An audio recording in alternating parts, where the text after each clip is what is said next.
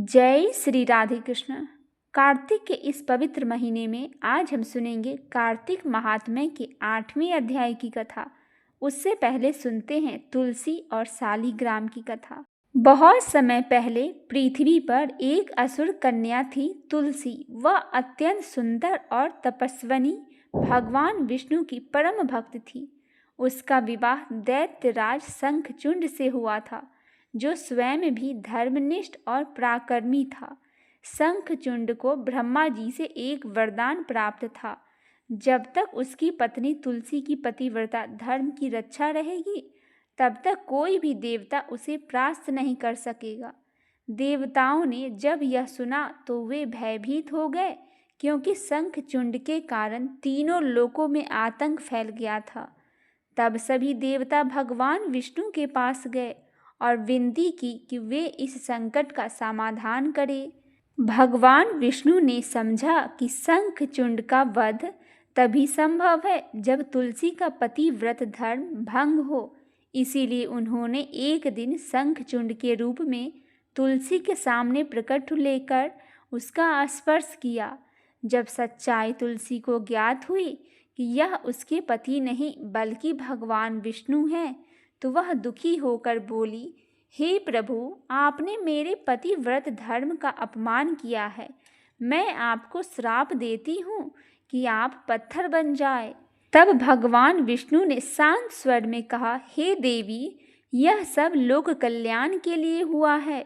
तुम्हारा शरीर अब तुलसी के पौधे के रूप में पृथ्वी पर प्रतिष्ठित होगा और मैं तुम्हारे बिना पूजित नहीं होऊंगा। मेरी पूजा में तुम्हारा पत्ता अनिवार्य होगा। तभी से शालिग्राम और तुलसी का विवाह कार्तिक माह की एकादशी देव उठनी एकादशी को मनाया जाता है। यह दिन विवाह सम्मान उत्सव का प्रतीक है, जिसमें भक्ति, त्याग और प्रेम की एकाग्रता छिपा हुआ है। आइए भक्तजनों, कार्तिक स्नान की एक और कथा सुनते हैं।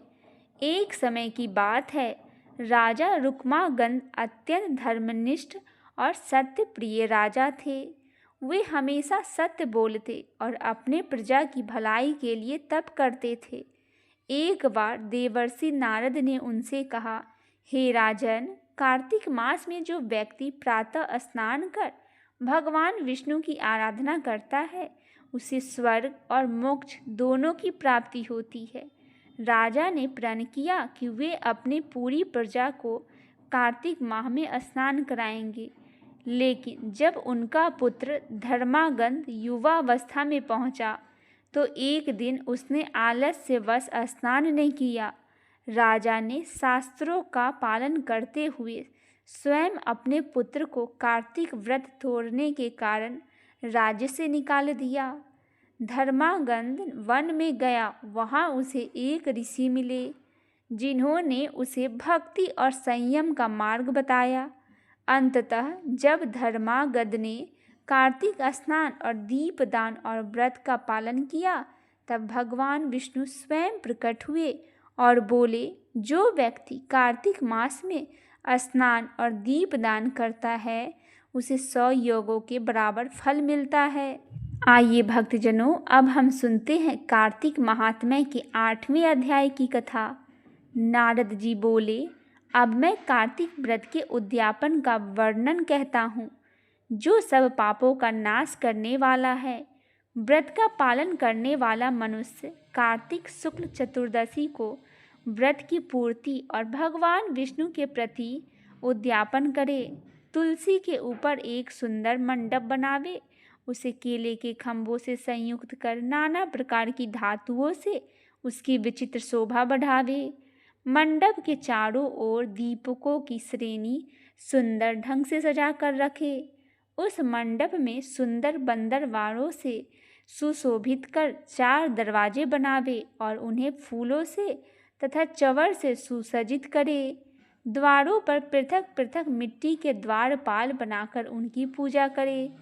उनके नाम इस प्रकार है, जय, विजय, चंड, प्रचंड, नंद, सुनंद, कुमद और कुमदाक्ष। उन्हें चारों दरवाजों पर 2-2 के क्रम में स्थापित कर भक्ति पूर्वक पूजन करे।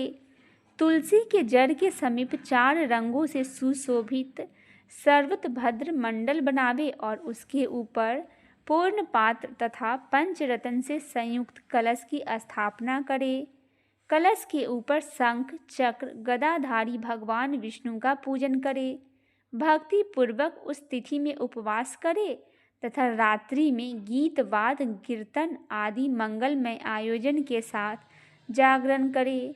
जो भगवान विष्णु के लिए जागरण करते समय भक्ति पूर्वक भक्त संबंधी पदों का गान करते हैं, वे सैकड़ों जन्मों की पाप राशि से मुक्त हो जाते हैं। जो मनुष्य भगवान के निमित्त जागरण कर रात्रि भर भगवान का कीर्तन करते हैं, उनका असंख्य गौदान का फल मिलता है। जो मनुष्य भगवान की मूर्ति के सामने नृत्य गान करते हैं, उनके अनेक जन्मों के एकत्रित पाप नष्ट हो जाते हैं। जो मनुष्य भगवान के सम्मुख बैठकर कीर्तन करते हैं और बंसी बजाते हैं और भगवत भक्तों का प्रसन्न करते हैं तथा भक्ति से रात्रि भर जागरण करते हैं, उन्हें करोड़ों तीर्थ का फल मिलता है। उसके बाद पूर्णमासी में एक सपत्नीक ब्राह्मण को निमंत्रित करे। प्रातःकाल स्नान कर और देव पूजन करके वेदी पर अग्नि की स्थापना करे और भगवान के प्रति के लिए तिल और खीर की आहुति दे। होम की शेष विधि पूरी कर भक्ति पूर्वक ब्राह्मण का पूजन करे और उन्हें यथाशक्ति दक्षिणा दे। फिर उनसे इस प्रकार क्षमा प्रार्थना करे, आप सब लोगों की अनुकंपा से मुझ पर भगवान सदैव प्रसन्न रहे। इस व्रत को करने से मेरे 7 जन्मों के किए हुए पाप नष्ट हो जाए और मेरी संतान चिरंजीवी हो। इस पूजा के द्वारा मेरी सभी मनोकामनाएं पूर्ण हो। मेरी मृत्यु के पश्चात मुझे अतिशय दुर्लभ विष्णु लोक की प्राप्ति हो। पूजा की समस्त वस्तुओं के साथ गाय भी गुरु को दान में दे। उसके पश्चात घर वालों और मित्रों के साथ स्वयं भोजन करे। भगवान द्वादशी तिथि को शयन से उठे, त्रयोदशी को देवताओं से मिले और चतुर्दशी को सबने उनका दर्शन एवं पूजन किया। इसीलिए उस तिथि में भगवान की पूजा करनी चाहिए। गुरु की आज्ञा से भगवान विष्णु की स्वर्णमयी प्रतिमा का पूजन करें। इस पूर्णिमा को पुष्कर तीर्थ की यात्रा श्रेष्ठ मानी गई है। कार्तिक माह में इस विधि का पालन करना चाहिए। जो इस प्रकार कार्तिक का व्रत का पालन करते हैं, वे धन्य और पूजनीय हैं। उन्हें उत्तम फल की प्राप्ति होती है। जो भगवान विष्णु के भक्ति में तत्पर हो कार्तिक का व्रत का पालन करते हैं, उनके शरीर में स्थित सभी पाप तत्काल नष्ट हो जाते हैं। जो श्रद्धापूर्वक कार्तिक के उद्यापन का महात्म्य का सुनता है या सुनाता है, वह भगवान विष्णु के सुसाज्य प्राप्त हो जाता है। बोलिए भगवान लक्ष्मी नारायण की जय हो। इस प्रकार यह अध्याय यहीं पे समाप्त होती है। इसके आगे की अध्याय मेरे इस चैनल